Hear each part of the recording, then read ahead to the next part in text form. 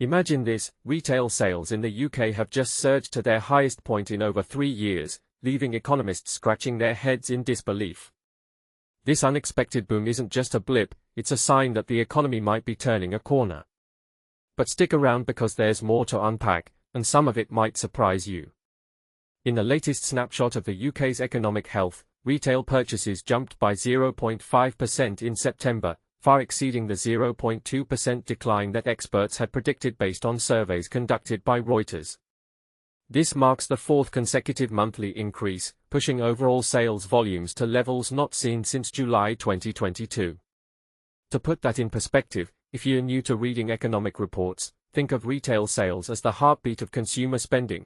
When shoppers open their wallets more enthusiastically, it often signals broader vitality in the economy. What fueled this uptick?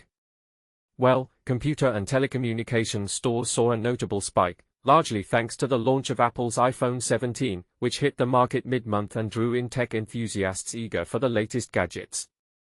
Meanwhile, online jewelers experienced robust demand for gold, even as prices lingered near all-time peaks.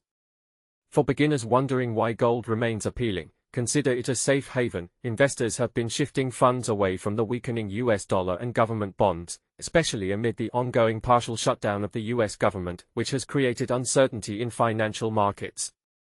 And here's where it gets interesting. Despite a rainy September that might typically keep people indoors and a 5-day tube strike disrupting travel in London, shoppers didn't stay home. Instead, this is the part most people miss. Online spending shot up to one of its highest levels since the pandemic ended. It's a classic example of how digital shifts are reshaping consumer behavior, with e-commerce thriving even in adverse weather or logistical hiccups. On the flip side, food retailers faced a dip in sales, which economists link directly to soaring food price inflation. If you're unfamiliar with inflation, it's essentially the rate at which prices rise, eroding purchasing power. Here, it's been making everyday groceries a bigger bite out of household budgets. So, is this a good week for the UK economy? Absolutely, in many ways, because retail sales are a critical barometer. They represent household consumption, which accounts for the lion's share of economic activity. As a quick example, when people buy more clothes, gadgets, or even groceries, it boosts jobs in retail, manufacturing, and transport, creating a ripple effect. The government has consistently prioritized economic growth, and these figures align with that goal.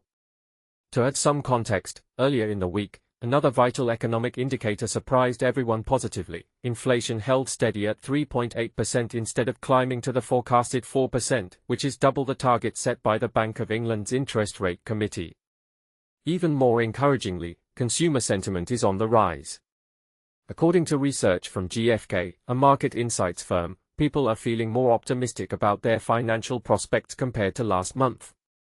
Intentions to splurge on major purchases, like electrical appliances or furniture, have ticked upward.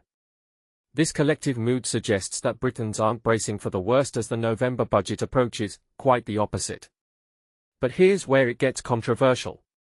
Some might argue that this retail rebound is a false dawn, perhaps fueled by unsustainable borrowing or temporary hype around new product launches like the iPhone 17. Is the economy truly resilient, or are we ignoring underlying weaknesses, such as persistent inflation and external uncertainties like the US government shutdown? What do you think? Does this data give genuine hope for growth, or is it masking deeper issues? Share your thoughts in the comments. Do you agree that rising retail sales signal broader prosperity, or disagree and believe it's just a short-lived trend? Let's discuss.